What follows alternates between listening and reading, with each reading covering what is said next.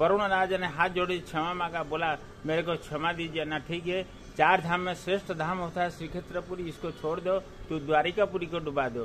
तब द्वारिकापुरी को डुबा दिया, इसको छोड़ दिया। बड़े शिखर की ऊंचाई में छोटे छोटे स्थान कई बार हम लोग ध्यान नहीं दे पाते हैं, लेकिन मेरा काम है एक्सप्लोर करना, इसलिए मैं इस स्थल पर आया हूँ और मुझे बहुत अच्छा लगा।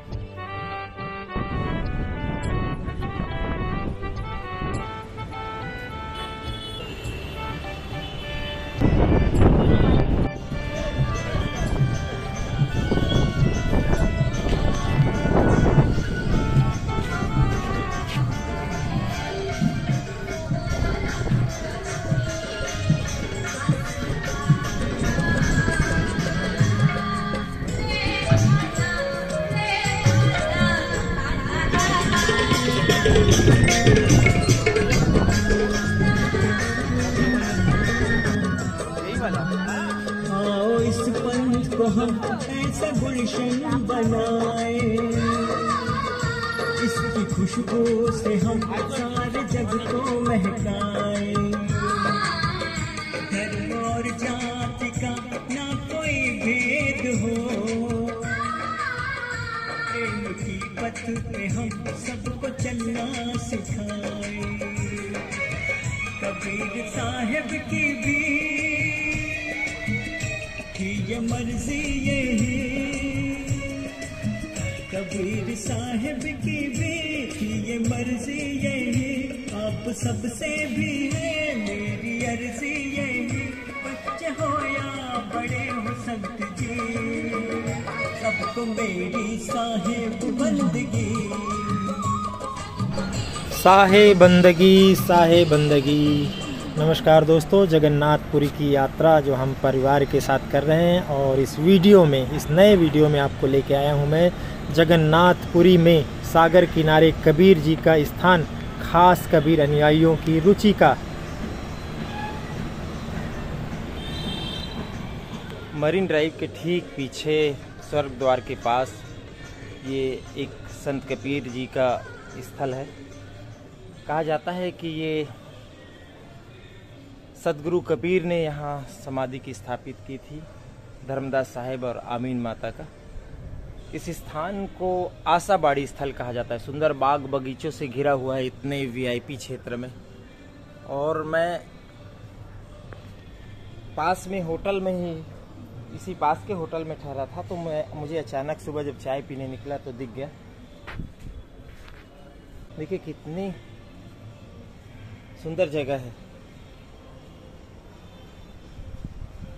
और ये भी कहा जाता है कि जब जगन्नाथ जी का मंदिर बना तब समुद्र को आग्रह करके कबीर जी ने पीछे हटने को विवश किया।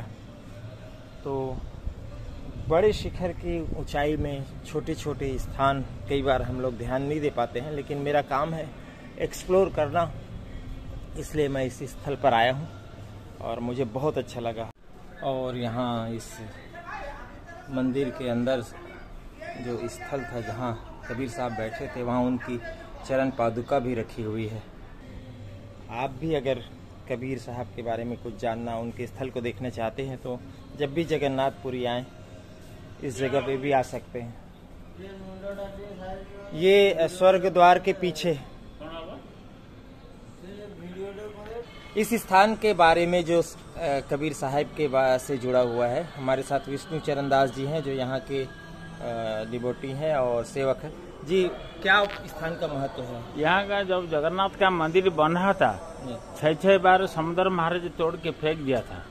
उसके बाद राजा, यहाँ का राजा जो इंद्रदमन राजा थे, राजा इंद्रदमन को जगन्नाथ जी स्वप्न दिए, ये राजा जिस रूप से मंदिर बना हम यहाँ रहेंगे। अब इतना बड़ा सागर को तो कोई नहीं रोक पाएगा, एकमात्र सिर्फ कबीर साहब ही रोकेंगे। तब कबीर साहब कौन है, वो तो फकीर है, चारों दिशा घूम रहे थे। जो वो राजा ने चिंताभावना में बैठे हैं। उसी समय राजा ये कबीर साहब ने उसी रास्ता दे के जाते थे। बोला जे क्या राजा चिंताभावना कर रहे हो, क्या सोच रहे हो ना, ऐसे मंदिर नहीं बनाने नहीं देते समुद्र महाराज, कैसे बनाएंगे। हाँ ठीक है, तुम जाओ अब मंदिर बनाओ, मैं जाता है समुद्र के तीर। तब कबीर साहब ने आके यहाँ पर आशाबाड़ी बा कुबड़ी गाड़ के यहाँ पर जब तपस्या में बैठे, तब समुद्र महाराज जाने के लिए तैयार हो गया। जब जाने के लिए तैयार हो गया, अब जाने नहीं पाया। बोला ए महात्मा कौन बैठा है, उठो हम जाएंगे ना। ठीक है तुम चले जाओ, हम यहाँ पर बैठेंगे, हम नहीं उठेंगे। यहाँ धुनी लगा के बैठ गए। हाँ तपस्या में बैठे। तब फिर पीछे हट गया तो क्रोध में आया जाने के लिए, आज जाने नहीं पाया। वरुण राजा ने हाथ जोड़ी क्षमा मांगा, बोला मेरे को क्षमा दीजिए ना। ठीक है, 4 धाम में श्रेष्ठ धाम होता है श्रीक्षेत्रपुरी, इसको छोड़ दो, तो द्वारिकापुरी को डुबा दो। तब द्वारिकापुरी को डुबा दिया, इसको छोड़ दिया। ये मेन यहाँ का मेन हिस्ट्री है। तो ये देखिए दोस्तों कितना बड़ा रहस्य है। केवल ये 4 धाम जो है, दक्षिण में रामेश्वरम, उत्तर में बद्रीनाथ, और पूर्व में ये जगन्नाथपुरी, और पश्चिम में द्वारका। तो द्वारिका के डूबने की कहानी जो है इस जगह से जुड़ी हुई है, और वो संत कबीर जी से जुड़ी हुई है। कितने महत्व की चीज है, और हम बहुत चीजें नहीं जानते।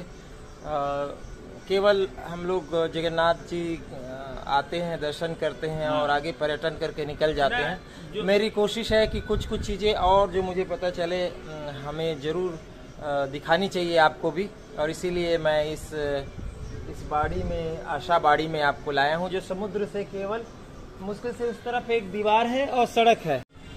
द्वारका में भी कबीर कोठा नाम से एक जगह आप लोग सब जानते होंगे, और इस जगन्नाथपुरी में यह कबीर चौरा नाम की जगह सालों नहीं बल्कि सदियों पुराने स्थान है। द्वारका के डूबने के पीछे की कुछ कथाएं पहले से ही प्रचलित है, जिसमें गंधारी के श्राप को भी एक कारण माना जाता है। कबीर का कालखंड 15वीं शताब्दी का है, जबकि जगन्नाथ मंदिर के पुनर्निर्माण से लेकर जीर्णोद्धार का कालखंड जो है 11वीं से 17वीं सदी तक ज्ञात है। ऐसे में आम धारणा कई भले ही इस तथ्य को न माने, लेकिन भारत मान्यताओं का देश है, और संत कबीर साहब से जुड़े शास्त्रों में इस घटना और इस स्थान का कबीर चौरा के नाम से जिक्र आप सबको जरूर मिल जाएगा, है ना विष्णु जी? हाँ जी।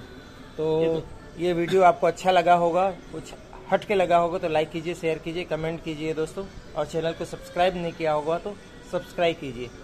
जय सत्य कबीर साहेब साहेब बंदगी। भक्तों